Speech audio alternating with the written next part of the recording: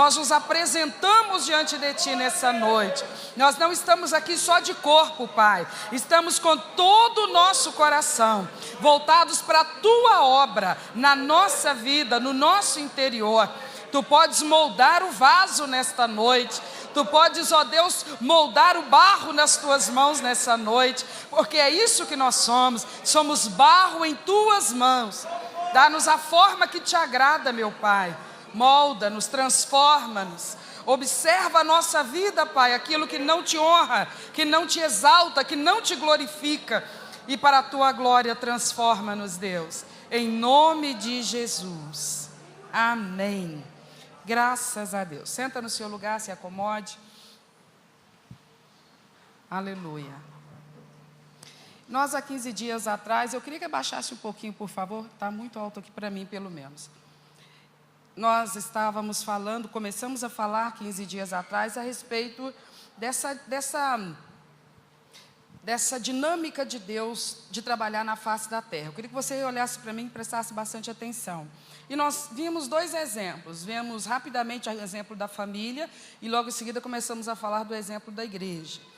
Tentando mostrar e entender o que a palavra de Deus nos fala sobre essa dinâmica de como Deus trabalha na face da terra. Deus trabalha com seu próprio poder, com a sua própria autoridade, com seus próprios recursos. Ele trabalha enviando os seus anjos, Ele trabalha operando maravilhas, mas na grande maioria das vezes Ele trabalha na face da terra usando pessoas.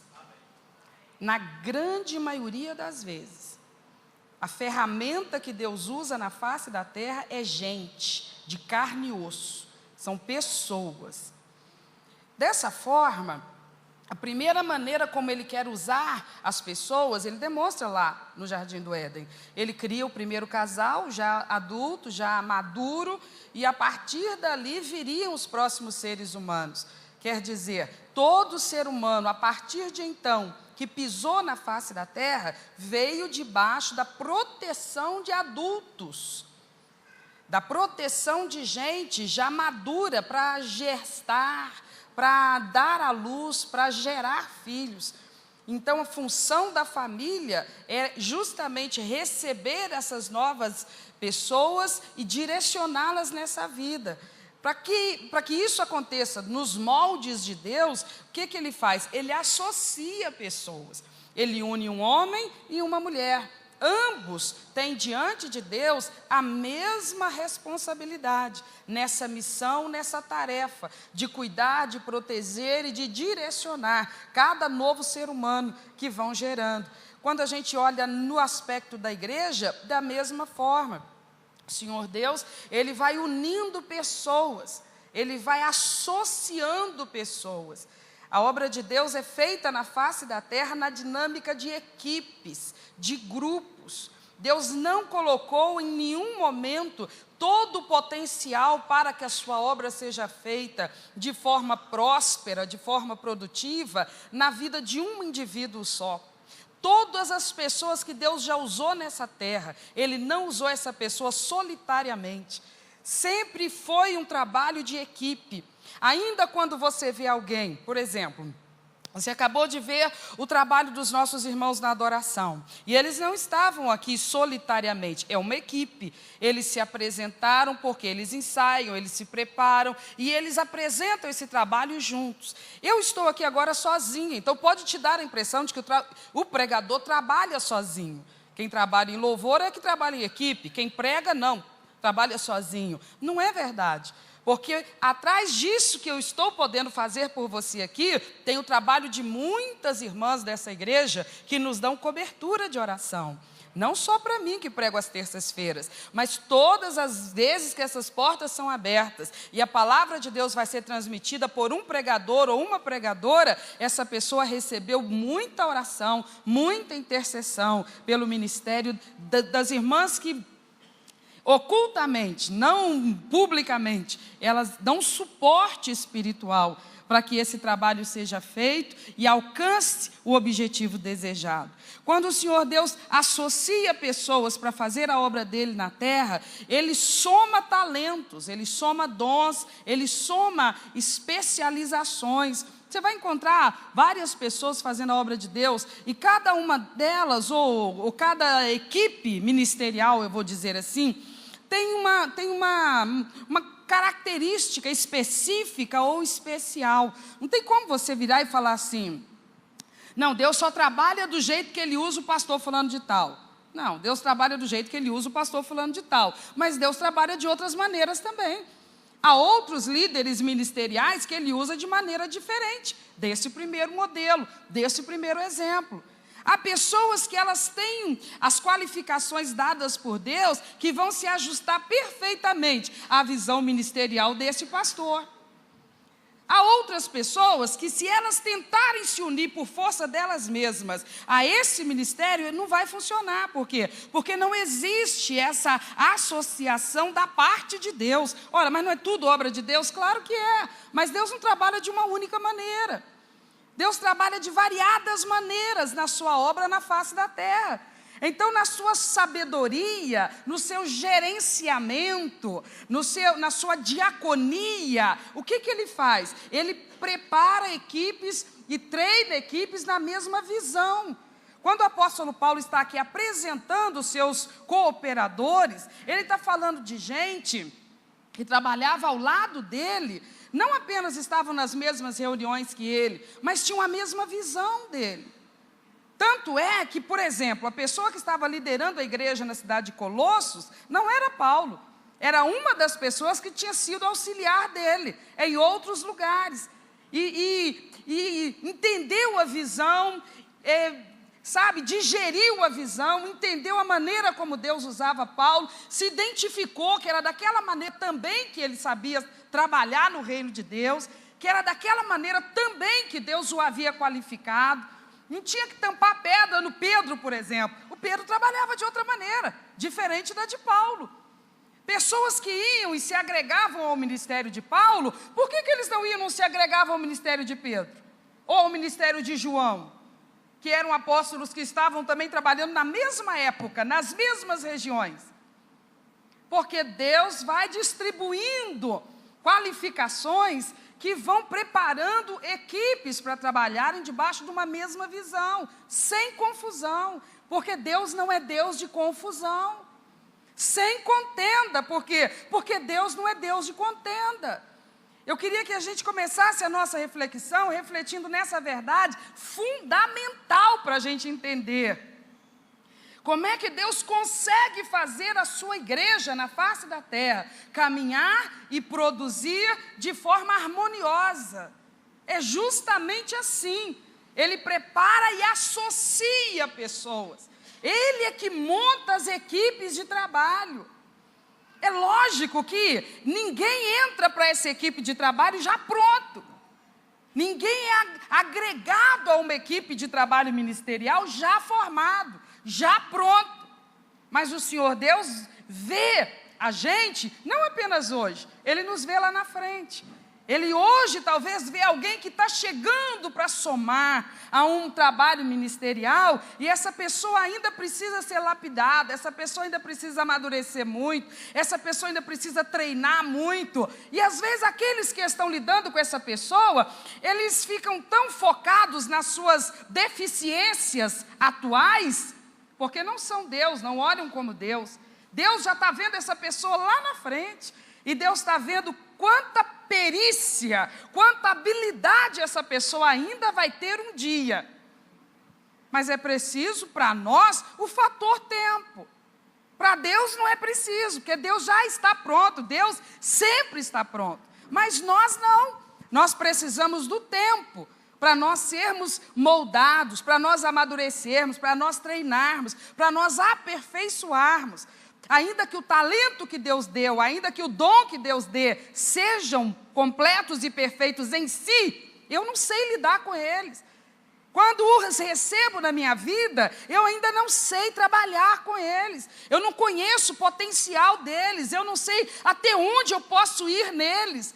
Então eu vou ter que ter experiências com o agir de Deus na minha própria vida. Como é que isso acontece? Acontece quando surgem as oportunidades e eu não me escondo delas, eu não me retraio. Eu não falo assim, não, mas pelo amor de Deus, como é que eu vou ir lá em cima e vou pregar? E as pessoas vão falar assim, nosso Deus, eu preferia que fosse o pastor Roberto, nosso pai, antes fosse a pastora Elza, as pessoas não vão me aceitar. Eu vou gaguejar muito, vai me dar muito branco e não sei mais o quê. Todos os que você hoje possa ouvir, e você considere que trabalham com habilidade, que já têm uma certa experiência, não começaram assim. Todos nós começamos gaguejando, começamos trocando o nome dos personagens da Bíblia, começamos dando branco, simplesmente fugia da mente o que era para falar, de tão nervosos que a gente ficava no começo, e ainda ficamos, porque nós temos ciência de quão melindrosa é essa tarefa, de fazer a obra de Deus, de pregar a palavra de Deus. Mas com o passar do tempo, quando a gente não se intimida, mesmo sabendo que alguém vai rir, que alguém vai sair comentando, que alguém vai preferir lembrar dos nossos erros de português, mesmo sabendo de tudo isso, que não há como negar que isso aconteça. Mas a gente fala, não, Deus me honrou me dando um talento, Deus me honrou me dando uma oportunidade de ser produtivo na obra dEle. Eu vou melhorar, eu ainda vou ficar bom nisso. Deus é bom para mim, Ele não me equipou para eu ficar fazendo a coisa de qualquer jeito, não. Ele quer que eu faça com excelência. Eu ainda não cheguei lá, mas eu vou chegar.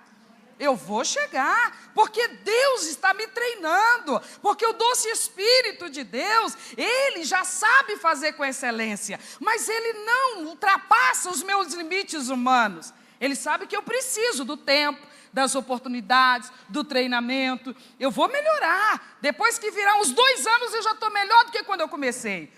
Com 2 anos já melhorei bastante. Mas quando eu fizer 5 anos, você vai ver, eu ainda estou melhor do que eu estava com 2. Como que isso é possível? Isso é possível porque o próprio Espírito Santo vai aperfeiçoando a nossa mão de obra no reino do Senhor. Com que finalidade? De nos engrandecer, de nos tornar famosos, de nos tornar conhecidos? Jamais. Sempre com desejo de que a sua obra alcance os corações, edificando, libertando, transformando, trazendo as pessoas à salvação, que a obra de Deus atinja o alvo, atinja o objetivo. Você está sentado aqui agora, qual o alvo que Deus quer atingir hoje? Quando traz você num culto como esse, que é um culto de ensinamento, é um culto de doutrina. Doutrina é para quem? Para quem já tem compromisso com Cristo. Doutrina é para quem não está em cima do muro, pensando ainda se quer ou se não quer. Doutrina não é para quem está ainda indeciso, se crê ou se não crê. Doutrina é para quem já está aliançado com Jesus Cristo, já está comprometido com Jesus Cristo. Sabe, você já viu falar no tal do crente de 2 caras? Doutrina não é para esse. Doutrina não é para quem quer brincar com o nome de Jesus. Doutrina não é para quem quer brincar com a palavra de Deus. É para quem quer levar as coisas de Deus a sério. Ainda que não seja perfeito, mas é sério e comprometido com as coisas de Deus. Então, com que propósito Deus vai me usar nesta noite? Com o propósito de que você seja edificado. Talvez você pense assim, nossa, como que ela é importante para Deus. A minha visão é o contrário, é a visão de Cristo. Como você é importante para Deus. Porque não é você que está aqui me servindo, eu é que estou aqui servindo você. Então quem que é o maior? O que serve ou o que é servido? Quem é mais importante? O que serve ou o que é servido? O que é servido tem mais valor. Você está aqui para ser servido. Não precisa ficar com dó de mim, não. Porque no outro culto eu estou sentadinho aí e tem alguém aqui me servindo também. Eu só quero que você entenda essa dinâmica. Então eu não venho aqui trazer uma palavra sem um propósito. O propósito é muito objetivo. É de instruir o povo de Deus na verdade do reino de Deus. Eu não posso ir muito além disso. Eu não tenho ferramentas e nem é dada a nós essa função e essa finalidade de obrigar você a obedecer aquilo que a gente vai te ensinar. Isso não é feito dessa maneira. A nossa obrigação é falar da forma mais clara, mais profunda e mais objetiva possível, para que todos aqui dentro compreendam. Quando o culto terminar, todo mundo, independente da idade, independente do grau escolar, independente de qualquer coisa, todos possam sair daqui dizendo: Deus falou comigo. Eu entendi o ensinamento de Deus para a minha vida nessa noite. Essa é a finalidade. Se você sair daqui falando isso, eu dei conta da minha obrigação. Mas pastor, agora como é que eu vou fazer? Eu entendi, mas como é que eu vou obedecer isso? Aí já não é comigo mais. Aí a responsabilidade é de todos aqueles que ouviram e entenderam. A finalidade é que se pratique aquilo que ouviu e entendeu. O que nós vamos descobrir no final das contas? Que nós não dependemos do pastor para isso. Nós dependemos do Espírito Santo de Deus. Esse primeiro homem que Paulo cita aqui se chama Epáfras. E ele era justamente o líder da igreja de Colossos. E Paulo, ele menciona algumas coisas a respeito de como esse homem trabalhava. E era excepcionalmente semelhante à maneira como Paulo trabalhava. Vamos reler aqui? Verso 12 e 13, ele diz assim: Saúda-vos Epáfras, que é dos vossos, ele é servo de Cristo, combatendo sempre por vós em oração, para que vos conserveis firmes, perfeitos e consumados em toda a vontade de Deus. Pois eu lhe dou testemunho de que tem grande zelo por vós, e pelos que estão em Laodiceia, e pelos que estão em Hierápolis. 3 cidades, sobre as quais esse líder religioso, esse homem de Deus chamado Epáfras, que era uma pessoa que fazia parte da equipe ministerial de Paulo, era responsável pela edificação daquelas congregações. Então Paulo diz assim: eu dou testemunho a respeito desse líder que vocês têm. Sabe o que ele faz? Ele intercede por vocês. Ele intercede. Interceder significa o quê, gente? O que isso quer dizer? Ele orava a quem? Orava a Deus. Ele intercedia diante de Deus por aquele povo. Ora, mas ele não era o líder do povo? Não era para ele produzir tudo o que precisava acontecer na vida do povo? Não era ele que tinha obrigação de fazer as coisas acontecer na vida do povo? Não. Ele sabia que quem faz a obra no povo de Deus é o próprio Deus. Então, ainda que ele pregava para aquelas pessoas, aconselhava aquelas pessoas, ainda que ele estava sempre ali, perto e direcionando a obra de Deus para que aquelas pessoas crescessem, ele sabia: quem faz a coisa funcionar na mente, no coração, na vida particular de cada um, é o doce Espírito de Deus. Então, a função a que ele se dedicava com mais empenho era a oração. Às vezes as pessoas não entendem e querem dos seus líderes aquilo que não é da função deles. Querem dos seus líderes uma proteção, uma aproximação. E às vezes o líder fica tão ocupado em estar tão perto de todo mundo que lhe sobra pouco tempo para estar com Deus. Lhe sobra pouco tempo para falar com Deus sobre essas pessoas. É lógico que o líder sabe que ele precisa pregar. Isso demanda tempo, ele tem que estudar, ele tem que se preparar para que ele pregue a verdade. É lógico que ele precisa dar acompanhamento aos que estão enfermos, mas muitas vezes ele não pode fazer isso pessoalmente. Mas ele não trabalha sozinho, ele tem uma equipe. Quando a equipe vai lá visitar o doente, o líder foi lá, representado por aquela equipe. Ah, mas eu queria que o pastor tivesse vindo. Mas não é o pastor que cura o doente. Quem é que cura o doente? Às vezes o pastor não foi, mas ele fez mais do que isso. O que é mais do que isso? O que é mais importante que o pastor faça do que entrar na nossa casa para nos visitar? Mais importante é que ele ore por nós. É uma das principais funções do líder, daquele que lidera o povo de Deus.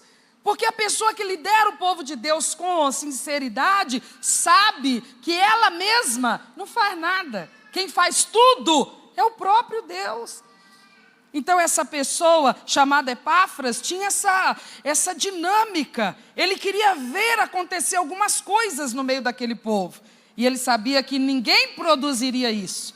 Por isso ele ia para o joelho e pedia: Senhor, faz isso no coração deles. Isso o quê? O que será que movia aquele pastor quando ele ia orar por aqueles crentes? Qual que era o tema das suas orações? Está no versículo 12. Combatendo sempre por vós em orações, para que vos conserveis firmes. O que ele queria que acontecesse na vida daqueles crentes? Que eles ficassem firmes, que a convicção de fé deles fosse inabalável, que eles estivessem vivendo uma fase de paz, de tranquilidade, firmes, que eles estivessem vivendo uma fase de tempestade, de turbulência, de provação, firmes. É isso que ele queria ver. Ele queria ter uma igreja, ele queria liderar um povo, que ele pudesse ver assim: eles não são inconstantes. Eles sabem servir a Deus no tempo da alegria e no tempo da tristeza. Eles não se entregam ao abatimento. Eles não se revoltam com Deus porque Deus não fez isso ou não fez aquilo. Eles sabem esperar com paciência no Senhor. Então ele sonhava com o rebanho assim, mas ele não podia fazer eles serem assim. Só um podia, o próprio Deus. Por isso ele ia para o joelho e ele falava: Deus, trabalha na vida deles, ensina eles, meu Deus. Ensina eles a ter uma convicção inabalável. Eles podem estar passando pelo vale da sombra da morte, mas que eles nunca neguem a sua fé, que eles nunca retrocedam da sua fé, que eles nunca percam ânimo, que eles nunca percam as forças, que espiritualmente eles sempre estejam bem. Era essa a oração dele. Que espiritualmente, Senhor, eles sempre estejam firmes. Eles podem estar com 1001 problemas.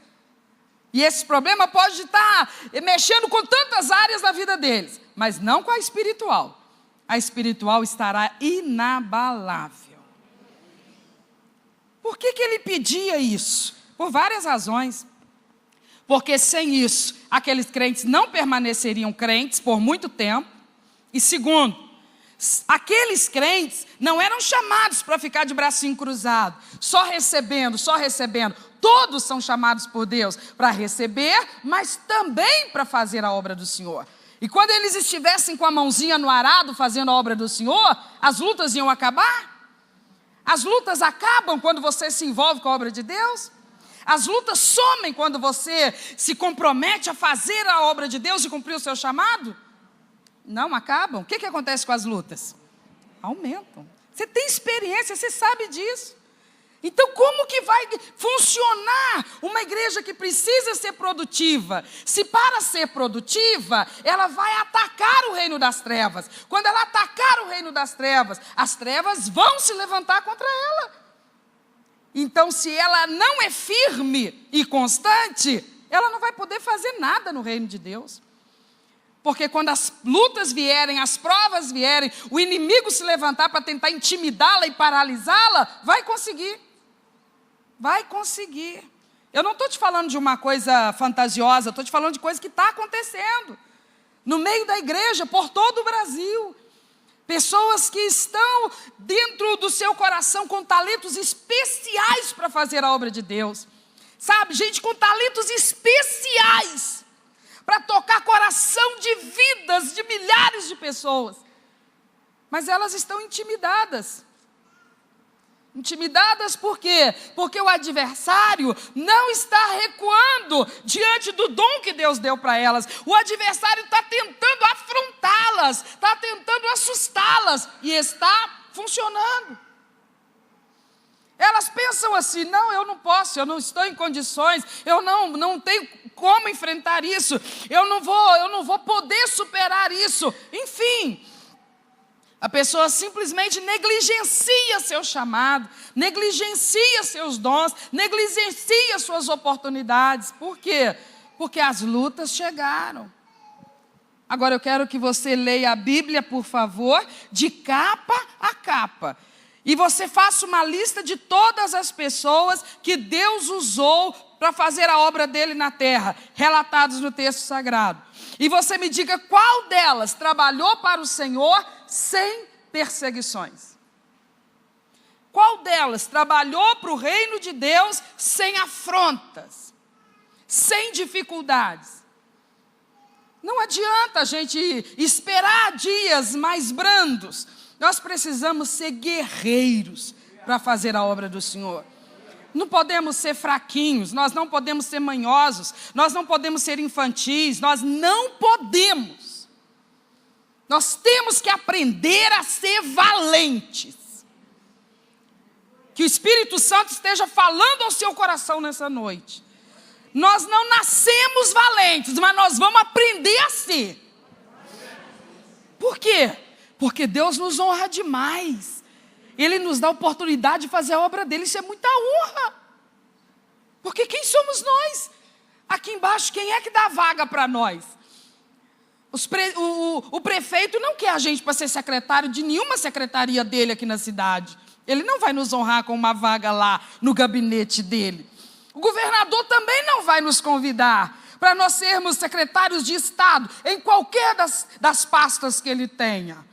Muito menos o presidente da República. Ele, quando olhar para mim, vai falar assim, que isso? Sai fora? Quando ele olhar para nós, ele vai dizer, não tem nada em você que eu possa aproveitar, que possa ser produtivo. E, infelizmente, você não tem qualificação nenhuma. Mas, por favor, presidente, eu só estou querendo ser útil na sua jornada aí, no seu mandato. Eu tenho a maior boa vontade do mundo. Eu tenho a maior boa intenção do mundo. Me dê uma vaga, me dê uma oportunidade. Ele vai bater a porta na nossa cara. Sabe quem são eles? Eles são os poderosos do Brasil. E eles não vão dar uma vaga para nós. Mas o Todo-Poderoso, não do Brasil, mas de todo o universo, Ele abriu as portas para nós. Nós temos que lembrar disso, amados.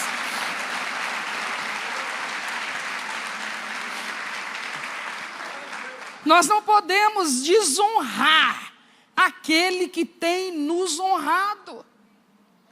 É fácil, Ele não disse que seria. Mas Ele disse que seria produtivo, Ele disse que seria vitorioso, porque Ele estaria conosco todo o tempo. Então nós precisamos ouvir o que era a preocupação daquele líder. Epáfras queria ver os crentes avançando. Ele podia pensar assim, não, mas se eles forem bem lentos, bem lerdinhos, bem sonsinhos, é mais fácil de comandar eles. Não é assim que funciona a dinâmica do reino de Deus. Na dinâmica do reino de Deus, tudo que eu sei sobre Deus, você tem que saber também. Tudo que eu tiver acesso no reino de Deus, você tem que ter também. Ah, não, mas a senhora é pastora. No reino de Deus, isso não faz diferença nenhuma. O que eu posso, você também pode. O que você pode, eu também posso. Nós podemos entrar nos celeiros do Altíssimo e podemos nos alimentar com coisas maravilhosas que Ele tem para nós. Então, Epáfras orava a Deus e pedia, desperta eles, meu Deus. Porque ninguém fica firme do nada. As pessoas ficam firmes espiritualmente quando elas se comprometem a ficar firmes. Aí tem um texto lá em Isaías, você não precisa abrir, eu vou citá-lo para você, capítulo 26, versículo 3, a palavra de Deus através de Isaías diz assim, tu conservarás em paz aquele cuja mente está firme em ti, porque ele confia em ti. Então eu não fico de braços cruzados, simplesmente falando, ai, graças a Deus, meus pastores estão orando para que eu fique firme. Vai acontecer, meus pastores estão orando para que eu fique firme. Vai acontecer. Lógico, eles estão orando, isso é importante, eles estão intercedendo, Deus está ouvindo, e é vontade de Deus que isso aconteça na minha vida. Mas não vai acontecer só porque eles estão orando, se eu não fizer a minha parte. E qual será a minha parte? Tu conservarás em paz aquele cuja mente está firme em ti. Por que tu conservarás em paz aquele cuja mente está firme em ti, Senhor? Porque essa pessoa, Senhor, confia em Ti. Então o que eu faço quando a tempestade vem, quando a tribulação vem, quando a ofensa vem, quando a perseguição vem? Eu mantenho a minha mente firme em Deus. Amém, meus irmãos? Então Epáfras orava pelos irmãos daquelas 3 cidades, porque ele queria ver a igreja crescendo. Na visão dele, na visão de Paulo, na visão dos primeiros apóstolos, uma igreja cresce, não é quando junta a multidão. Uma igreja cresce quando o povo que se reúne ali, seja uma meia dúzia, ou seja, 500.000, amadurece.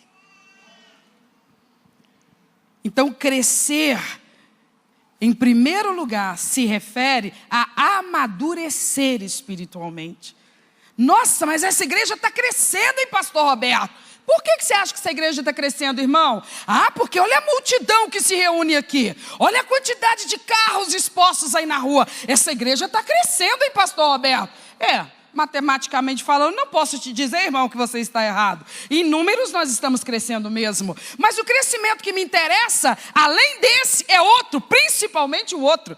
É se essa igreja está crescendo na maturidade, no comprometimento com as coisas espirituais, na seriedade, no trato com as coisas de Deus. Isso é que é a igreja crescendo.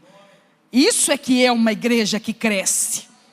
É uma igreja onde no meio dela tem um povo que sabe abrir a boca na hora certa e sabe fechar a boca na hora certa. Um povo que vigia o que está pensando a respeito da vida do outro, porque tem ética e fala o tempo todo para si mesma: tu não tem direito de pensar isso, tu não tem direito de pensar isso, tu não tem direito de pensar isso. Não se meta com vida alheia. Se trata de um servo de Deus, não é teu servo. Deus é que cuida de fulano, você não tem esse direito. Uma igreja madura é uma igreja que conhece e dá valor ao privilégio de congregar, de se reunir para adorar, para ser ministrado na palavra, para orar junto, invocando a descida do Espírito Santo, o mover do Espírito Santo. Então essas coisas é que o apóstolo estava falando, que Epáfras, nas suas orações, pedia que Deus fizesse no coração daquelas igrejas. E mais, que eles fossem sempre firmes, além disso, eles fossem perfeitos, consumando na vida deles a vontade de Deus. Como que eles podiam ser perfeitos se eles eram humanos? Não é de perfeição no sentido mais pleno da palavra que Paulo está falando. Paulo fala que o Epáfras, ele estava preocupado com o lado espiritual e também com o lado ético e moral daquelas igrejas. Então ele orava a Deus e pedia que eles, meu Deus, sejam firmes na sua convicção de fé. Tá, é o lado espiritual. Por outro lado, meu Pai, que isso se reflita na maneira como eles se conduzem na sociedade. Que eles sejam eticamente perfeitos. Que eles sejam moralmente corretos. Que eles não causem dano a ninguém. Que eles não faltem com respeito a ninguém. Que eles suportem até que alguém falhe com eles. Mas que eles não falhem com ninguém. Que eles sejam radicais com eles próprios, não com os outros. Não com os outros. Que cada um deles que tem vivido na tua casa, recebido a tua palavra e aprendido a te amar cada vez mais, eles demonstrem isso. Numa conduta de maior qualidade, cada vez maior qualidade, cada vez maior correção. Que esse seja um apelo deles para eles mesmos. Que não precise ninguém ficar o tempo todo puxando a orelha, o tempo todo falando, o tempo todo pontuando. Que eles tenham sensibilidade na sua vida com Deus. E o próprio Espírito Santo vai mostrando, vai ensinando que a vontade de Deus para a vida deles é esta, e esta, e esta. Amém, irmãos?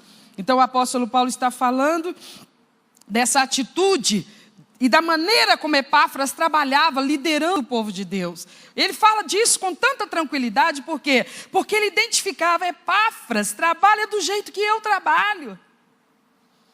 É a minha equipe, são pessoas que veem a obra de Deus do jeito que eu vejo. São pessoas que Deus qualificou para somarem comigo.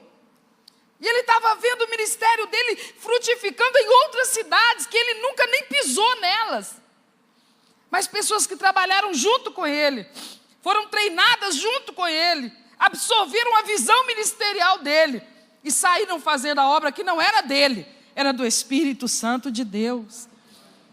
Então, que alegria, que contentamento Paulo sentia.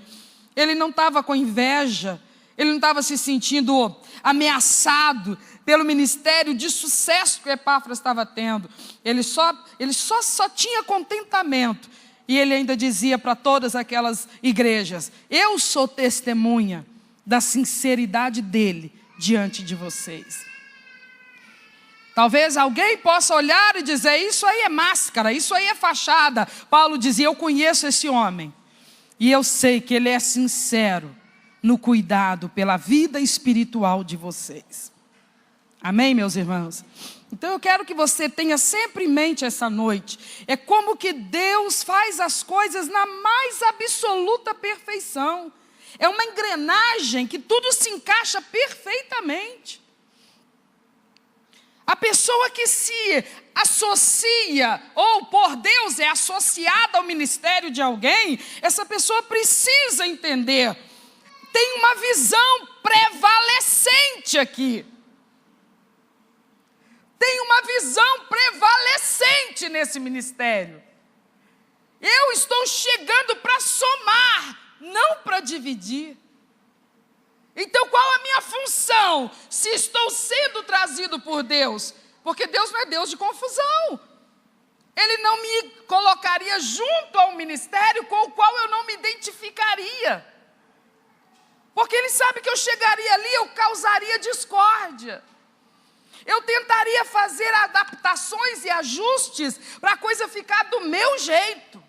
Mas eu não sou líder naquela visão.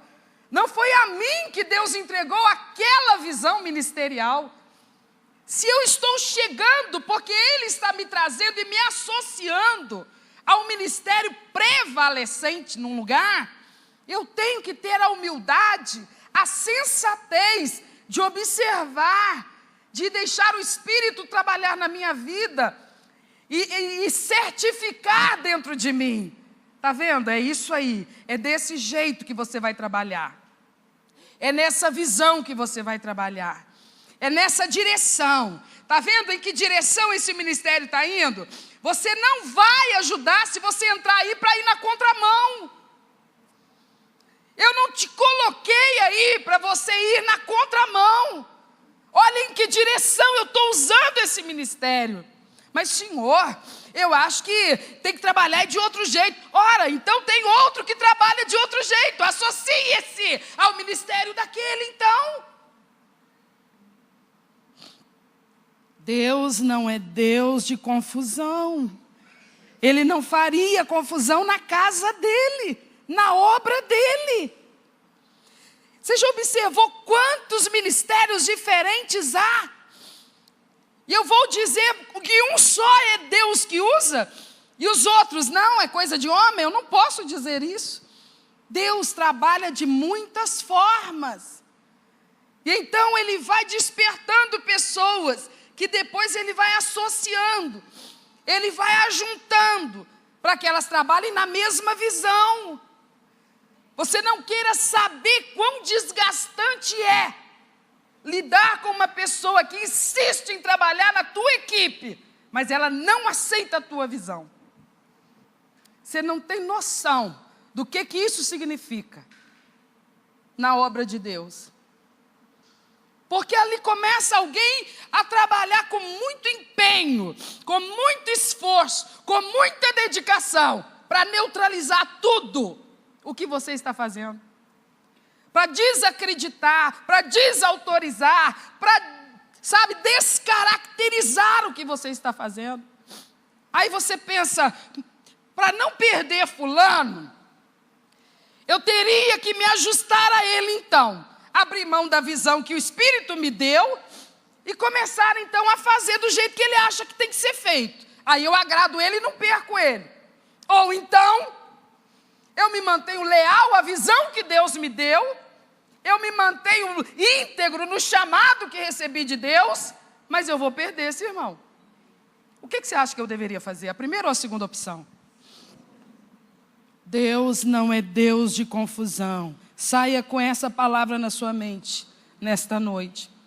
Nós estamos falando da experiência do apóstolo Paulo. Ele está dizendo, eu não trabalhei sozinho. Deus associou pessoas a mim, e eu a elas. Mas a quem Deus deu a visão que prevalecia naquele ministério? A Paulo. Os que foram associados por Deus, eles não trouxeram uma visão diferente, eles tinham a mesma visão. Por que eles tinham a mesma visão? Porque quem os trouxe para trabalhar ao lado de Paulo foi Deus. E Deus não é Deus de confusão. Então agora Paulo está dizendo dos resultados maravilhosos do ministério de Epáfras. E ele fala isso com muita satisfação, porque quem ganhou com isso? Foi Paulo? Foi Epáfras? Foi o reino. O reino ganha quando a equipe funciona com harmonia, com serenidade, sabe, sem controvérsias, sem resistências, sem rejeições. Tenha sempre essa verdade na sua mente. Deus não faz confusão. Ele não trabalha assim. Ele não usa desse artifício para chegar aos seus objetivos. Para chegar aos seus objetivos, ele usa a harmonia, não a discórdia. Ele usa o ambiente tranquilo. O que é que diz o Salmo 23? Ele diz que o Senhor é o meu pastor, nada me faltará. O que mais? A segunda parte do versículo 2. Guia-me aonde? Guia-me mansamente para onde? Guia-me mansamente para onde? Porque Deus não é Deus de águas tumultuadas. Deus é Deus de águas tranquilas. Para onde Ele guia o rebanho dEle? Para águas tranquilas. Nós precisamos ampliar o nosso entendimento de como funciona a obra de Deus. Senão, nós vamos insistentemente agir de uma maneira que Deus desaprova. Nós vamos imaginar que nós sabemos melhor ou mais do que Deus como as coisas devem ser feitas. As coisas têm que ser feitas em cada lugar do jeito que Deus determinou que elas sejam feitas naquele lugar. Amém? Por isso nós não discriminamos denominação nenhuma, por isso nós não tampamos pedra em ministério de ninguém. Ah, mas você viu como é que fulano prega? Não vi, e eu só peço a Deus que use, que abençoe, que aperfeiçoe. Porque Deus não trabalha de uma maneira só, Ele trabalha de várias maneiras. Amém, meus irmãos? Muito bem, versículo de número 14. Saúda-vos Lucas, o médico amado, e também Demas. Então aqui ele vai fazer menção de duas pessoas, também da sua equipe. Ele falou de Epáfras, agora ele fala de mais dois que foram associados ao seu ministério, à sua equipe ministerial. O primeiro que ele cita aqui é Lucas. E ele não fala de Lucas como um pregador. Ele não fala de Lucas como alguém que tinha um ministério forte do evangelismo. Ele não fala de Lucas como alguém que trabalhou muito na obra missionária. Mas se você acompanhar o relato, por exemplo, no livro de Atos, você vai ver que Lucas foi o companheiro mais presente ao lado do apóstolo Paulo. E como que ele ajudava nessa equipe? Ele ajudava com uma qualificação que nós chamamos de secular e não ministerial, mas que foi usada como ministério na vida desse homem. Ele era um médico. E ele estava sempre ao lado de Paulo e dos seus companheiros. E como ele abençoava essa equipe, ele cuidava da saúde dessa equipe. Por que essa equipe precisava de cuidados? Porque eles estavam frequentemente com os lombos retalhados, porque eram aprisionados, açoitados, acorrentados, e eles eram devolvidos à comunidade, cheios de feridas que precisavam ser tratadas. E olha como que Deus é é maravilhosamente cuidadoso. Ele associa a equipe ministerial de Paulo, uma pessoa que outros podiam olhar e falar assim, mas esse aí, o dom dele é qual? O dom dele é qual? Deus deu a Lucas um dom sim, o dom de cuidar de feridos, o dom de socorrer, o dom de amenizar a dor. Isso não tem valor?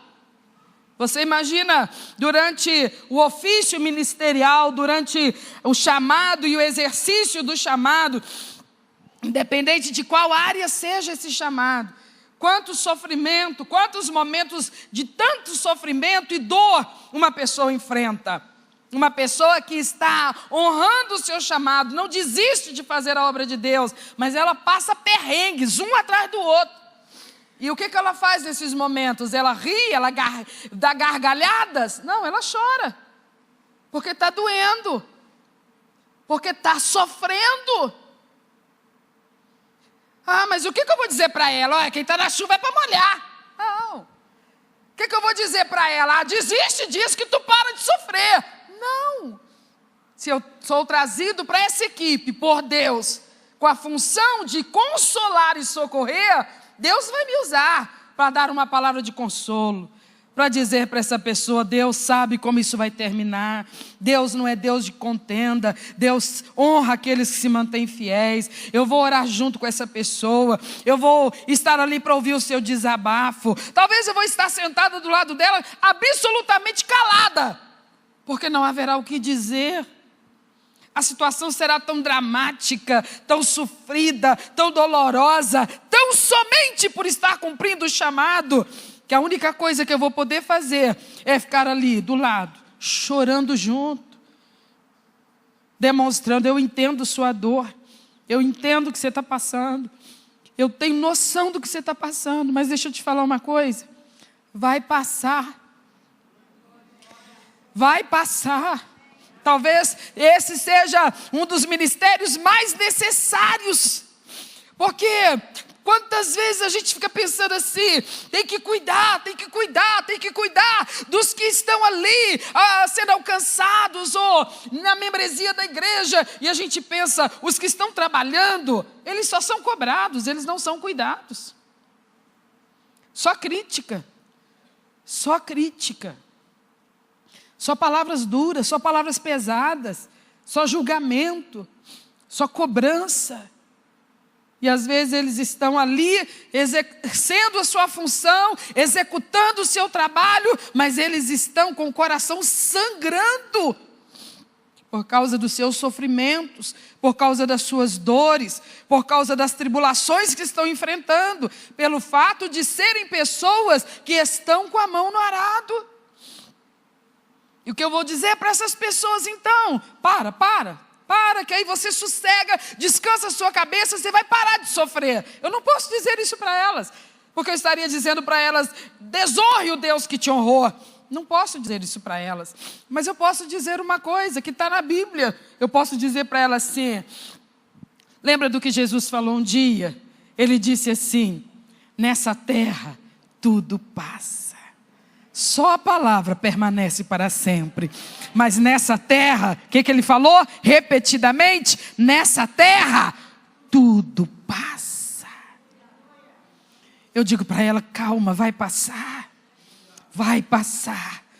Porque o teu Deus, o Deus que te chamou, o Deus que te levantou, Ele está te dando suporte para enfrentar o que está acontecendo.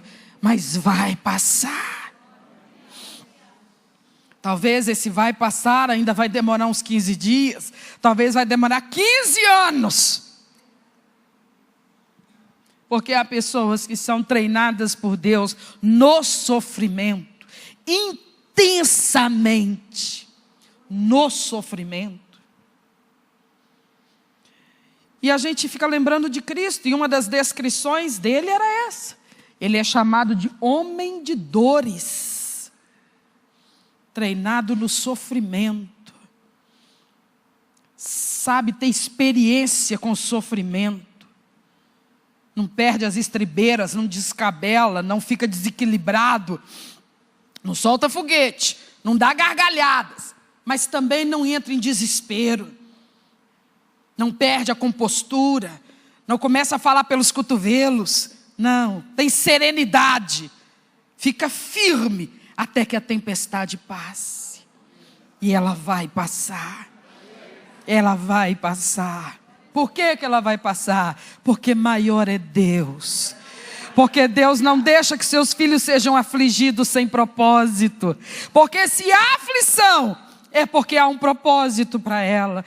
Porque Deus é plenamente confiável. Aleluia! O nosso Deus é totalmente confiável. Nós passamos situações e dentro delas, no meio daquela agitação toda, a gente fica tão cheio de interrogações. Não deveríamos. Não é hora de perguntar nada, porque Ele não nos dará respostas ali. Há momentos em que a única resposta dele é o silêncio. Pelo menos para nossa mente. Mas para nossa alma vem o refrigério.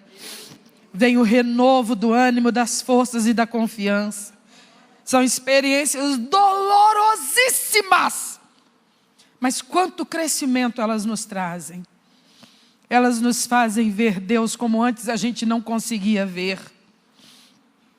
Não foi esse o testemunho de Jó? Não foram essas as palavras dele no finalzinho do relato do seu livro? Ele diz, antes eu te conhecia. Agora meus olhos te veem. Quer dizer, eu alcancei um outro patamar. Eu tinha uma experiência, eu tinha um nível de intensidade na minha vida contigo. Depois que eu passei esse flagelo todo, Senhor, agora meus olhos te veem. Então o sofrimento ele não tem a função de trazer a destruição da nossa fé, da nossa alegria, das nossas forças. Não, ele é para nos achegar mais a Deus. Nos aproximar mais de Deus, nos despir de nós mesmos, nos humilhar na presença do Senhor, porque nós não nos humilhamos diante do sofrimento, ou do inimigo, ou do perseguidor, nós só nos humilhamos diante de o Deus Todo-Poderoso. Nos curvamos na presença dEle e dizemos, Senhor, segura na minha mão e me sustenta até que a tempestade passe. E ela passa. Quantas já passaram? É verdade ou não é? Quantas vieram e passaram? Qual é a da vez? Vai passar. Quantas ainda virão? Não sei. Mas todas que vierem, virão para passar. Mas algumas matam a gente. Pode até acontecer. Ora, não teve uma na vida do Paulo, que por fim acabou tirando a vida dele. Ele passou tantas lutas, tantas provas, tantas ameaças de morte, mas passava, Deus livrava, Deus livrava, Deus livrava. Chegou um dia que, como é que aquela tempestade passou? Nero o tinha aprisionado em Roma, decretou a sua decapitação, tantas outras vezes ele foi ameaçado de morte, e Deus lhe deu escape, mas dessa vez, ele morreu pela espada de Nero. Pois é, pastora, então não passou. Como não passou? Ele continua debaixo do domínio de Nero? Onde é que ele foi depois que a espada passou? Ele foi para a glória. Tudo passa. Deus nos livre da espada, mas ir para a glória não é ruim não. Ir para a glória é uma benção, não é? Então, meus irmãos, o que Lucas fazia era cuidar das pessoas que estavam sofrendo. Olha, você pode ter certeza disso. São pessoas muito especiais trabalhando na igreja. Todas as igrejas. Pessoas que não são vistas, não são conhecidas. Mas Deus coloca palavras de alento na boca delas. Deus unge a boca delas com palavras de consolo. Que realmente curam feridas na alma dos outros. Sabe, a gente dá valor a isso quando a gente precisa disso. Quando a gente precisa disso. E Deus traz uma pessoa assim e usa essa pessoa para curar a gente vê, nossa, era exatamente isso que eu precisava. Que depois de uma experiência dessas, nós possamos olhar para cima e dizer, faz isso de mim, Senhor, me usa assim, para curar outros, para consolar outros, para consolar de verdade, não é jogar a conversa fora não. É estar ali de joelho, clamando, intercedendo por alguém, que o Senhor está me despertando para orar por aquela pessoa, e o Senhor me dá uma palavra do céu para ela. E eu vou lá falar. Palavras ungidas que vão penetrar na audição, na mente, na alma, e vai curar essa pessoa.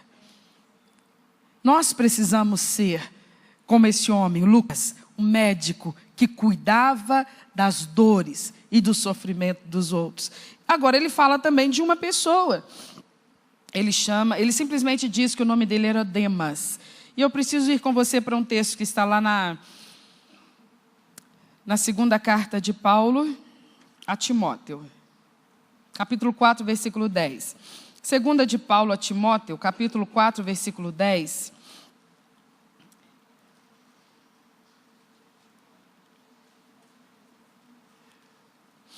Encontramos? Diz assim: porque Demas me desamparou, amando o presente século. Ele foi para Tessalônica, Crescente foi para a Galácia e Tito para a Dalmácia. A primeira parte do versículo diz: porque Demas me desamparou. Por quê? Está escrito aí. Ele me desamparou, porque ele amou o presente século, ou ele amou o mundo. Então aqui tem uma experiência diferente daquela que a gente estudou da última vez que estivemos juntos. Daquela vez a gente falou da experiência de João Marcos. Quem estava aqui se lembra do João Marcos? Lembra que a gente falou que no final das contas ele se corrigiu, recuperou a reputação dele, recuperou confiança das pessoas. Ele errou no momento, mas depois ele se corrigiu. E depois pegou impulso e seguiu firme, fazendo a obra de Deus. Este já é um exemplo contrário. Um moço que começou ao lado do apóstolo Paulo. Você vê Paulo falando dele aqui no livro de Colossenses, citando ele como alguém que estava do seu lado, fazendo a obra de Deus junto com ele. Quando você lê a carta de Paulo a Filemon, lá também ele cita, entre os seus colaboradores, esse homem chamado Demas, que era um companheiro de ministério dele. Porém aqui, quando escreve a Timóteo, Paulo nos dá uma notícia muito triste a respeito desse companheiro. Esse companheiro foi trazido por Deus para trabalhar junto com Paulo. Não nos diz em nenhum momento a palavra que ele fosse resistente à palavra, ou que ele fosse contrário à visão ministerial, nada disso. Nada disso, ele era muito presente. Possivelmente uma pessoa que não deu trabalho para o apóstolo Paulo, que trabalhou na mesma visão e na mesma direção, mas por alguma razão, ele descuidou dele mesmo. Ele estava ali com a mão no arado, trabalhando, ajudando a alcançar pessoas, ajudando a nutrir a fé de pessoas, mas por alguma razão, ele descuidou dele mesmo.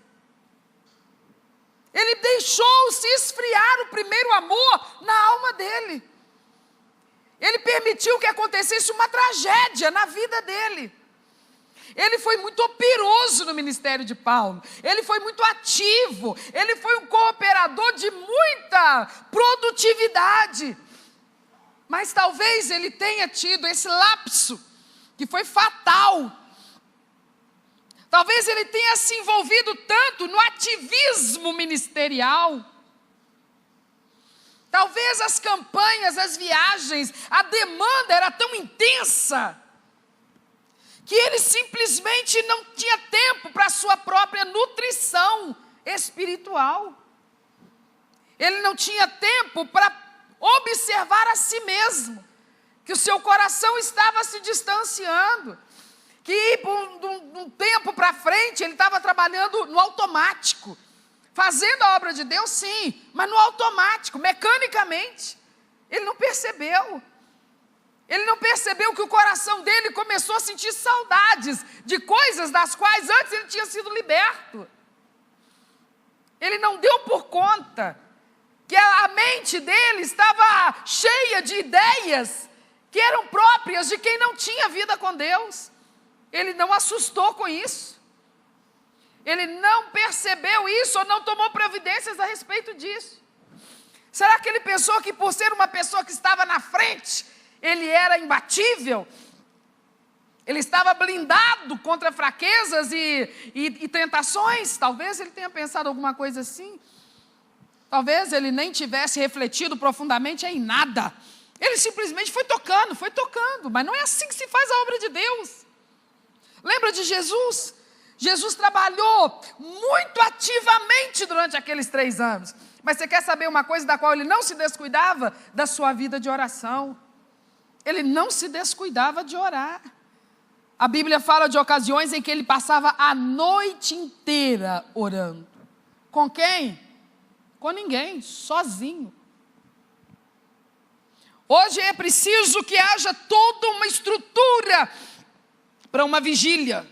Jesus não tinha esse negócio. As vigílias dele eram sozinho, a noite inteira, falando com o Pai. E olha, ele era o Filho de Deus, era Deus na terra. Talvez a gente pense, mas nem precisava disso. Pois é, e fez. Nós precisamos muito mais do que ele. Demas descuidou de alguma coisa. Por alguma razão ele não percebeu que ele estava vazio. Talvez porque a prática do ofício ministerial já estava tão apurada que ele dava conta de fazer o serviço, sem colocar naquilo todo o seu coração, toda a sua atenção, toda a sua dedicação. Quando é que eu posso imaginar que eu já estou treinada a pregar e eu não preciso mais estudar? Qualquer hora que eu abrir a Bíblia, sai uma pregação. É assim que funciona? Não, não pode ser. Porque a pregação é o alimento de Deus para o povo dele. Como que eu posso achar que eu tenho qualificação para escolher o cardápio? Quem é que escolhe o cardápio? É o chefe da casa, é o dono da família, é o líder do rebanho, é ele que resolve. Como ele vai alimentar o seu povo?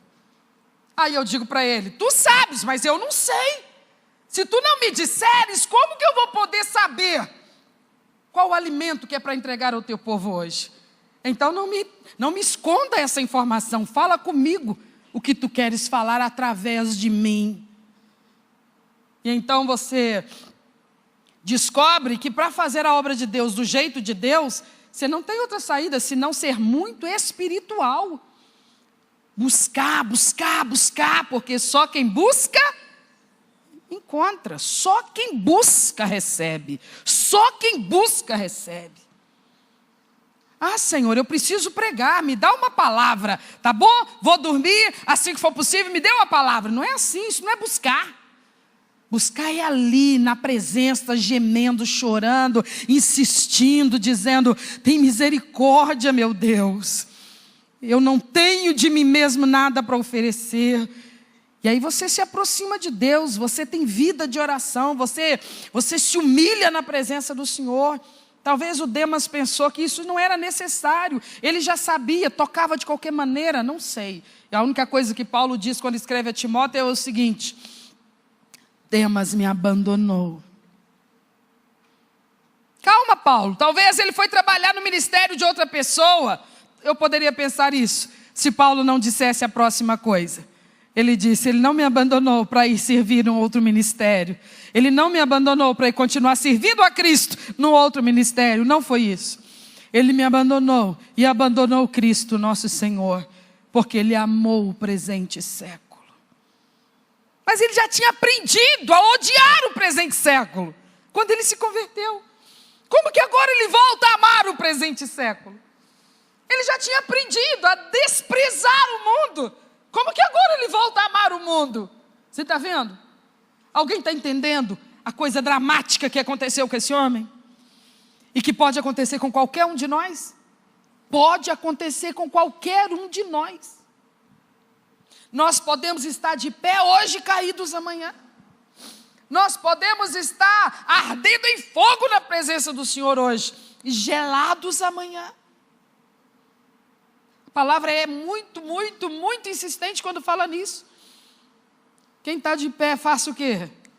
Tome cuidado. Tome cuidado com quem? Com você mesmo.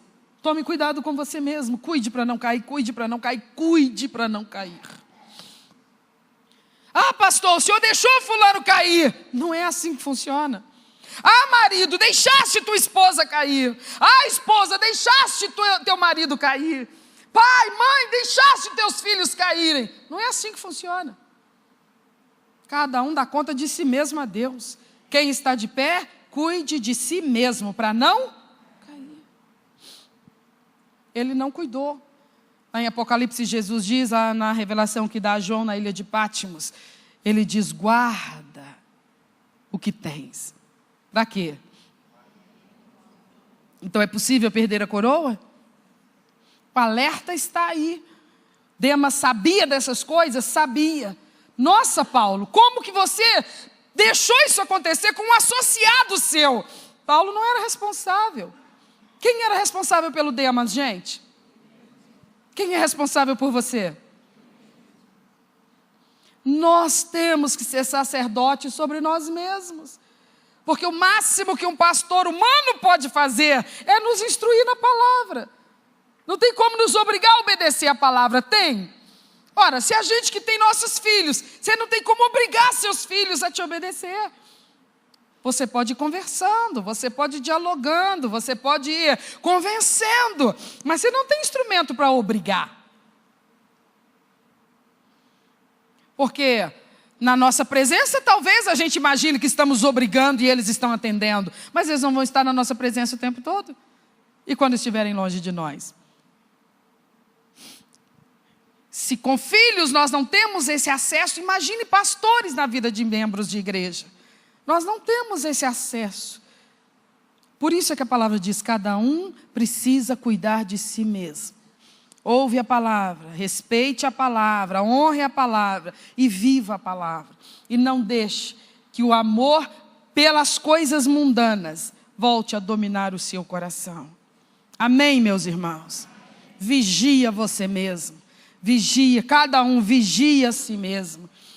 Fica muito atento. Se em algum instante você vê, opa, estou começando a ter vontade das coisas que antes me dominavam. Busca mais de Deus. É porque tem espaço vazio aí dentro. Se todo o espaço estiver cheio pela presença de Deus, nós não temos saudade de nada desse mundo. Amém, meus irmãos? Porque a palavra diz que não tem falta aqueles que buscam o Senhor. Falta de nada.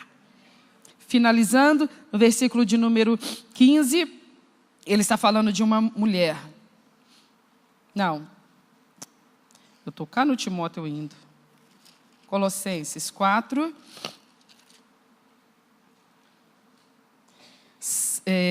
Versículo 15. Saudai os irmãos que estão em Laodiceia e a ninfa, e a igreja que está em sua casa. Então ele cita uma mulher. Nessa carta ele cita uma mulher. Em outras cartas ele cita outras tantas irmãs que faziam parte da equipe ministerial dele. E aqui ele cita que a colaboração desta irmã foi de ceder a sua casa para que ali o evangelho fosse pregado. Você vai ver essa informação muitas vezes no livro de Atos. Você vai ver muitas vezes nas cartas de Paulo. Ele agradecendo pessoas porque uma igreja funcionava na casa delas. Não era uma reunião esporádica, era uma igreja que funcionava na casa daquelas pessoas. Então não é o que a gente está imaginando hoje em dia, sabe? Ah, nós vamos espalhar pelas casas e as células, era assim que acontecia na igreja primitiva. Não era. Não era assim. A igreja primitiva não se reunia em casas para reuniões de célula. A igreja primitiva se reunia em casas e funcionava ali como igreja. Você já pensou? Você vai abrir a sua casa então e a igreja vai funcionar na sua casa. Lá vai ter toda terça-feira o culto de doutrina, vai ter toda quarta-feira o treinamento de discipulado, vai ter toda quinta-feira o ensaio do grupo de louvor lá na sua casa, vai ter toda sexta-feira, 3 da tarde e 7:30 culto de libertação, na sua casa. E vai ter todo sábado, 6 da tarde, culto de adolescentes, 7:30 culto de jovens. E vai ter todo dia, todo domingo na sua casa, 8:30 o culto da manhã, 7 o culto da noite, 6 da tarde tem aula também, para aqueles que vão dar aula na sua casa na quarta-feira, ou para quem não consegue ser aluno na quarta, vai ser aluno no domingo 6 horas. É isso que acontecia em Atos. É isso que acontecia na igreja primitiva. Deu para entender? Não eram células.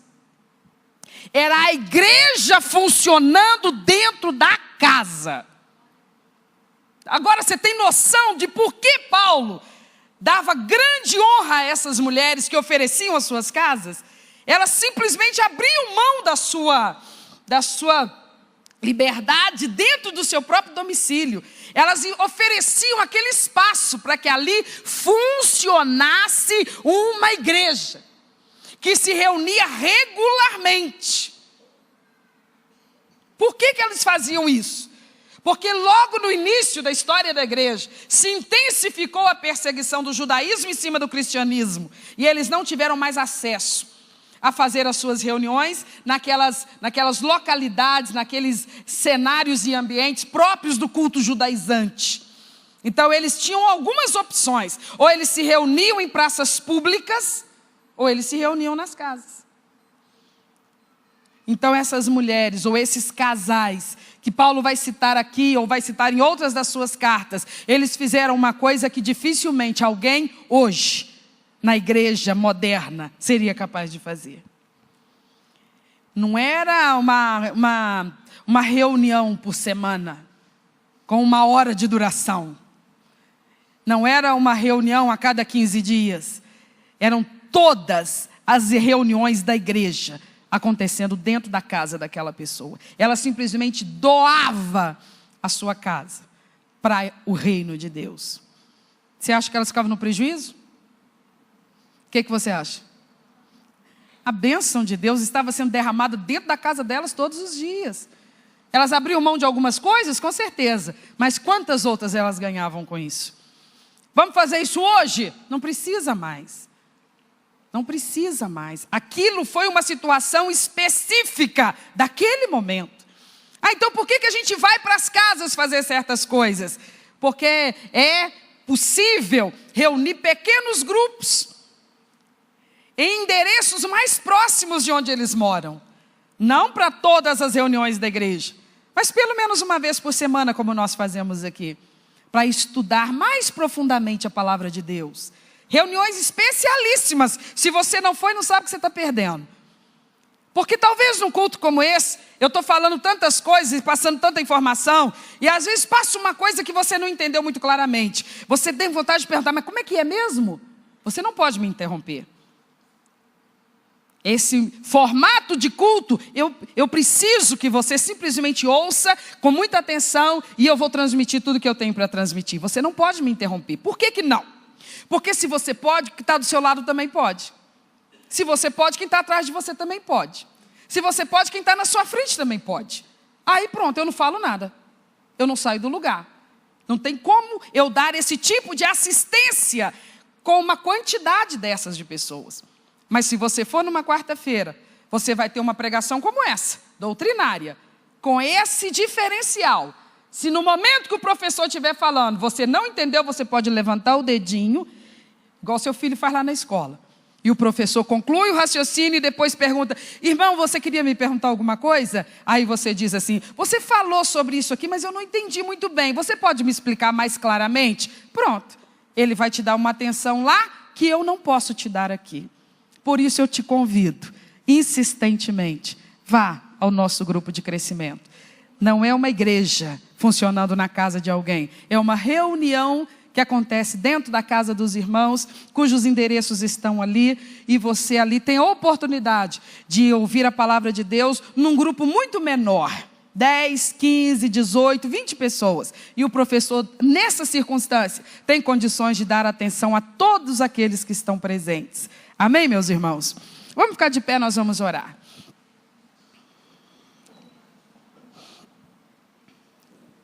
Queria que nessa oração a gente pensasse que o Senhor Deus, que não faz confusão, que não é Deus de confusão, olhe para mim, por favor, Ele associa pessoas. Ele associa pessoas debaixo de uma visão ministerial. Deus não é Deus de confusão. Ah, mas ainda que Ele me associou, mas eu discordo disso, daquilo e daquilo outro. Ele associou-nos. Mas a responsabilidade do ajuste é nossa. A responsabilidade de nos ajustar é nossa. Senhor, o Senhor me trouxe para cá, mas eu não concordo com isso, então faz o pastor mudar a visão. Não é assim que funciona. Nós precisamos abrir o nosso entendimento para a gente não ficar fazendo pirracinha com o Senhor. Deus, é do seu jeito, não é do meu. Então me ajuda, meu Pai, para que eu possa realmente somar. Para eu possa somar forças neste lugar. Ou aonde o Senhor está me associando, ao ministério que seja. Mas que sejamos uma equipe unida, forte, trabalhando e seguindo na mesma direção. Ninguém na contramão, todos na mesma direção. Feche os seus olhos então. Você está associado a um ministério, Deus te uniu ao ministério, a uma visão ministerial. Ore por essa visão então, ore por essa direção do Espírito Santo. Peça a Deus que Ele amplie essa visão na mente do seu pastor, no coração do seu pastor. Peça ao Espírito Santo que nos dê essa clareza desse entendimento de qual seja essa visão, para nós trabalharmos de maneira coesa, harmoniosa, sem combater, sem debater, sem tentar ir na direção oposta, porque isso não é de Deus. Por que isso não é de Deus? Porque Deus não é Deus de confusão. Por que isso não é de Deus? Porque Deus não é Deus de confusão. Deus é Deus de ordem, Deus é Deus de harmonia, Deus é Deus de águas tranquilas. Ore pela igreja. Ore pela igreja em Juiz de Fora. Ore pela igreja no Brasil. Tantos ministérios, tantas maneiras que Deus está usando pessoas. Que Deus vai amadurecendo essas equipes, amadurecendo o seu povo, e que a obra de Deus progrida. Ó Deus, nós clamamos ao Senhor, que o teu agir seja poderoso mesmo, no seio desta igreja e nas demais igrejas, nos demais ministérios, todos os quais o Senhor tem levantado, tem estabelecido, que na tua santa e bendita presença o teu povo vai amadurecendo, Senhor, vai se consolidando na sua convicção, no seu tratamento, Senhor, para com esta visão, para com o trabalho, para com a obra do Senhor. Em nome de Jesus eu te peço que o Senhor realize nas nossas vidas esta obra maravilhosa. Que esta igreja cresça na maturidade, meu Pai. Que ela cresça em número, sim, é claro. Nós queremos almas para o reino de Deus, mas nós não nos distraímos, Senhor. Precisamos crescer na maturidade. Amadurece teu povo, Senhor.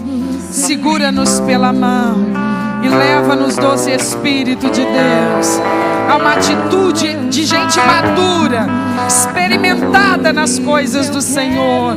Atua no nosso meio, atua na nossa vida, atua através de nós, Senhor, por tua graça e misericórdia, Deus. Aleluia. Doce Espírito de Deus, dá-nos sabedoria, Senhor. Dá-nos sabedoria, Senhor. Que sejamos vigilantes, meu Pai. Que sejamos prudentes, cuidadosos, Deus. Aleluia.